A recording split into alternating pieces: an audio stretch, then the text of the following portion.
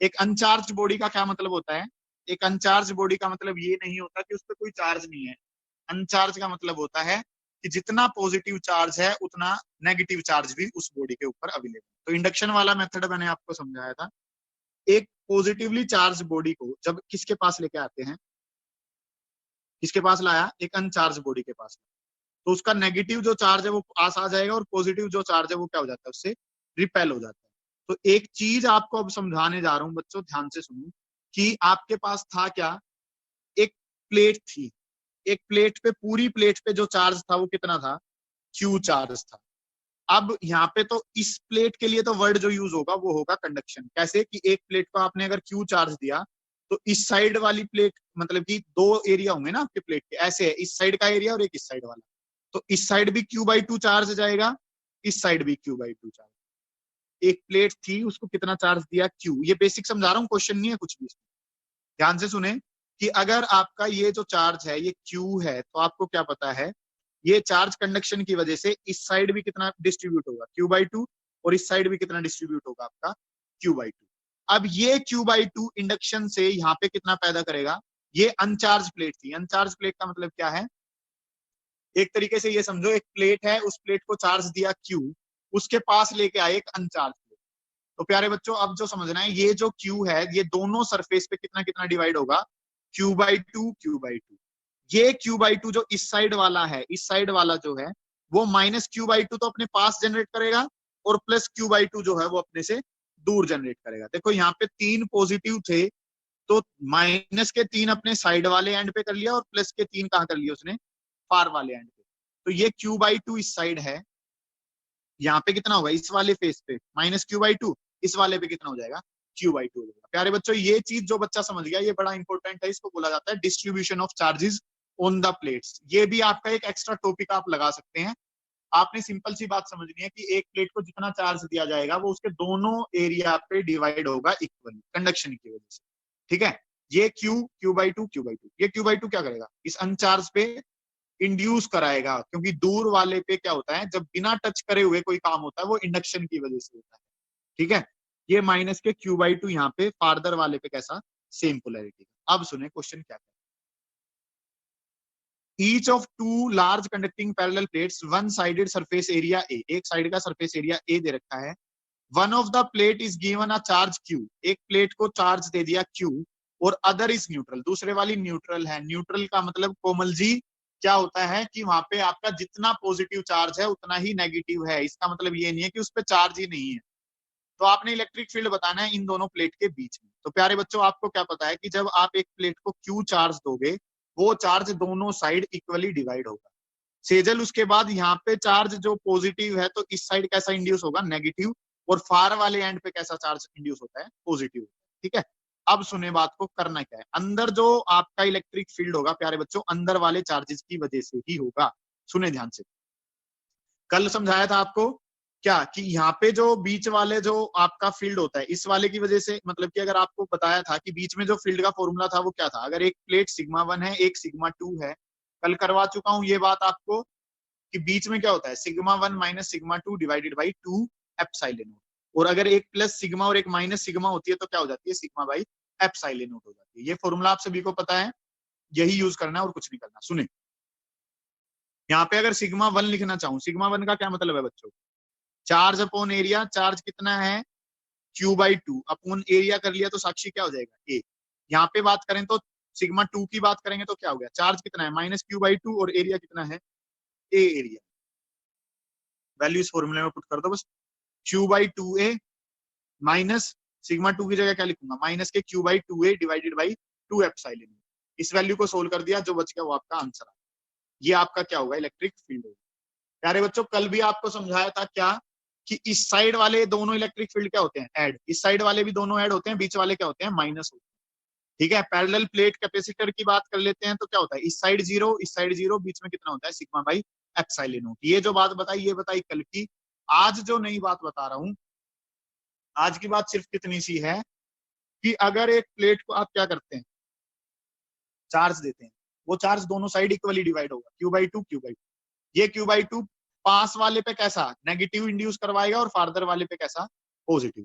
अब बीच में जो गौरव भैया फील्ड होता है वो इन दोनों की वजह से होगा। इस वाले को सिग्मा 1 बोल लो, इसको सिग्मा 2। आ silk thread at an angle theta with the surface of vertical charge conducting plate, then for equilibrium of the charge the surface charge density of the plate is।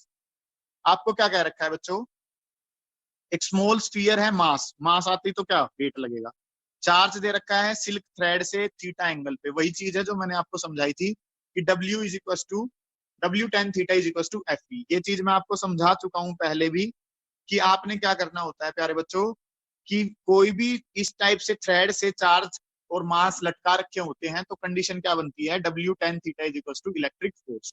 ये चीज मैं बहुत अच्छे से आपको कई बार समझा चुका। क्वेश्चन ने क्या कह रखा है, वर्टिकल चार्ज कंडक्टिंग प्लेट के लिए आपको रख रखी है, तो आपने सरफेस चार्ज डेंसिटी बतानी है कि क्या होगी। आज जो काम होगा वो इलेक्ट्रिक फील्ड के बेस पे होगा, क्योंकि कंडक्टिंग प्लेट की क्या बतानी है, सरफेस चार्ज डेंसिटी बतानी है। तो प्यारे बच्चों, वैसे तो बतानी नहीं चाहिए बात, लेकिन समझा देता हूं दोबारा, क्योंकि सेम काम मैं 4 बार पहले रिपीट कर चुका हूं। कोई भी अगर मास है तो वेट कहां लगता है, वर्टिकली डाउनवर्ड। पॉजिटिव प्लेट ने इस पॉजिटिव प्लेट पे इलेक्ट्रिक फोर्स लगाया होगा, वो चार्ज पे वो कहां होगा, इस डायरेक्शन में।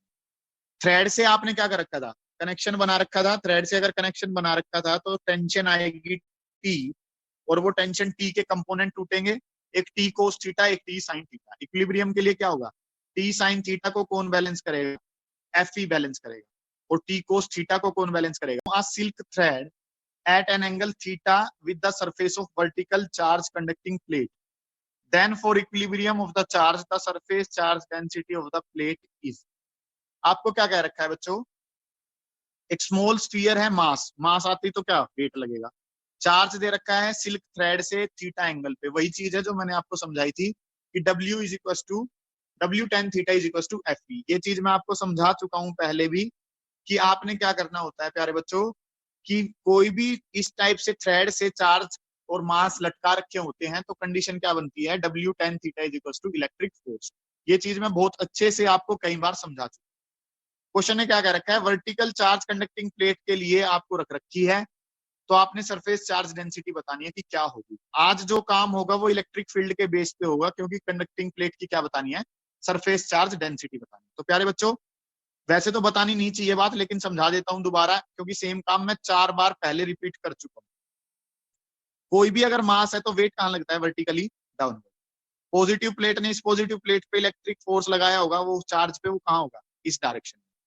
थ्रेड से आपने क्या कर रखा था, कनेक्शन बना रखा था। थ्रेड से अगर कनेक्शन बना रखा था तो टेंशन आएगी टी, और वो टेंशन टी के कंपोनेंट टूटेंगे, एक टी कोस थीटा, एक टी साइन थीटा। इक्विलिब्रियम के लिए क्या होगा, टी साइन थीटा को कौन बैलेंस करेगा, एफ ई बैलेंस करेगा, और टी कोस थीटा को कौन बैलेंस करेगा। अगर किसी बच्चे को पूछना है तो पूछ लो। यहाँ पे पहले जो चल रहा था वो क्या था, के Q1 Q2 by are square था। आज एक प्लेट की बात हो रही है तो इलेक्ट्रिक फील्ड वाला फॉर्मूला लेना पड़ेगा, Q इंटू ई। इलेक्ट्रिक फील्ड प्यारे बच्चों, फील्ड उनके प्लेट्स के बीच में क्या होता है, sigma by epsilon not. Epsilon not को मल्टीप्लाई में लेंगे, क्या हो जाएगा आपके पास, ये वैल्यू हो जाएगी, बात खत्म। अब सुने, ये जो टॉपिक है ये syllabus for board point of view से इंपॉर्टेंट नहीं है, लेकिन आपके कंपटीशन में पूछे जाते हैं क्वेश्चन, इसलिए करा रहा हूँ, ध्यान से सुने। अगर कोई आर्क है, ठीक है, सर आपकी आर्क साउंड क्लियर नहीं आ रही। मतलब सर्कल का एक कोई टुकड़ा आपके पास है। इलेक्ट्रिक फील्ड की अगर बात करनी है तो इलेक्ट्रिक फील्ड जो है प्यारे बच्चों वो क्या होगा, 2k lambda divided by r sine alpha by 2। Lambda आपको पता होता है लीनियर चार्ज डेंसिटी है, अल्फा जो है वो आपका क्या है, एंगल है दोनों एंड्स के बीच में। अगर इस आर्क को मैं क्या बना दूं, सेमी सर्कुलर बना दूं, तो अल्फा जो है वो क्या हो जाएगा, 180 हो जाएगा। अल्फा की जगह 180 रख दोगे तो 180 बाई 2 90, साइन 90 प्यारे बच्चों कितना होता है, 1 होता है। तो ये फॉर्मूला है, इसको याद रख लेना बस, और कोई बड़ी बात नहीं, ठीक है। उसके बाद जो आपने बात करी गोस थ्योरम की वजह से इनफाइनाइट लॉन्ग वायर की, ये तो गोस थ्योरम की फर्स्ट एप्लीकेशन थी ना, first application of Gauss theorem आपने पढ़ी, क्या होती है, E is equal to lambda by 2 pi epsilon naught into r. ये फॉर्मूला आपने पढ़ा है। ये कैसी वायर थी, इनफाइनाइट। अब इनफाइनाइट की जगह अगर कैसी हो जाए, फाइनाइट वायर हो जाए, मतलब कि एक वायर है जिसकी लेंथ आपके पास अवेलेबल है, फाइनाइट वायर है, कोई इनफाइनाइट वायर आपके पास नहीं है, तो उसकी वजह से प्यारे बच्चों दो जगह फील्ड आता है। दो जगह फील्ड आता है कैसे, एक आता है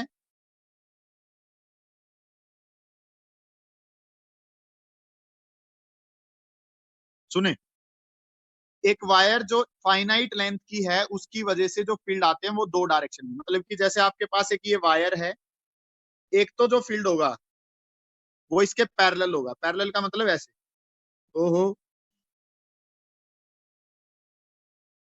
वायर ये है, इसके पैरेलल डायरेक्शन में ऐसे एक फील्ड होगा, ठीक है, और एक जो फील्ड होगा वो इसके परपेंडिकुलर होगा इस डायरेक्शन में, ठीक है। तो पैरेलल और परपेंडिकुलर की डायरेक्शन को शो कर रखा है कैसे, कि एक पॉइंट जो है जो इसके एंड से कुछ एंगल्स बना रहा है, ऊपर वाले एंड से एंगल अल्फा है, नीचे वाले एंड से एंगल कितना है, बीटा। तो प्यारे बच्चों ये फॉर्मूले याद रखने पड़ेंगे आपने, परपेंडिकुलर वाले कंपोनेंट को साइन देता है और पैरेलल वाले को कौन सा देता है। फाइनाइट वायर के लिए जो कंसेप्ट है वो सिर्फ कितना सा होता है कि फाइनाइट वायर के लिए आपने क्या करना होता है, यहाँ पे जो वैल्यू है वो इसकी हाफ हो जाएगी, lambda divided by 4 pi epsilon naught into r, और जो ये एंगल हैं, ये एंगल जो है वो क्या हो जाएंगे आपके, परपेंडिकुलर के लिए sine alpha plus sign beta और पैरेलल के लिए cos alpha minus cos beta. ये जो वैल्यूज हैं इनकी डेरिवेशन आपके सिलेबस का पार्ट नहीं है, आपने सिंपल फॉर्मूला याद रखना है, अगर रख सकते हैं तो ठीक है। अब बच्चों याद रखना है कि फॉर्मूला ठीक आया या नहीं, तो इनफाइनाइट के लिए अल्फा बीटा जो है वो 90 हो जाता है, इनफाइनाइट वायर के लिए अल्फा और बीटा क्या हो जाएंगे 90, क्योंकि इस वायर की देखो लेंथ बढ़ाओ, थोड़ी सी अगर लेंथ बढ़ाता हूं तो अल्फा क्या कर जाएगा, और इंक्रीज करेगा, थोड़ी सी लेंथ और बढ़ाता हूं तो अल्फा क्या होगा, और थोड़ा सा बढ़ेगा, और अगर मैं बिल्कुल ही क्या कर दूं इनफाइनाइट कर दूं तो ये एंगल क्या हो जाएगा एक टाइम पे 90 डिग्री हो जाएगा। मतलब कि अगर वायर आपकी इनफाइनाइट है, इनफाइनाइट वायर के लिए अल्फा बीटा कितने होते हैं 90, अल्फा और बीटा अगर आप 90 पुट करोगे तो साइन 91 और ये साइन 90 भी 1, ये 1 प्लस 1 इसको कितने पे काट देगा 2 पे, तो इनफाइनाइट वाला आपका एक्सप्रेशन आ जाएगा। यहाँ से आप याद रख सकते हैं कि ई परपेंडिकुलर फॉर इनफाइनाइट की अगर बात करें तो alpha is equal to beta is equal to क्या 90 डिग्री, अल्फा बीटा अगर 90 है तो ई परपेंडिकुलर क्या आ जाएगा, lambda divided by 4 pi epsilon naught into are,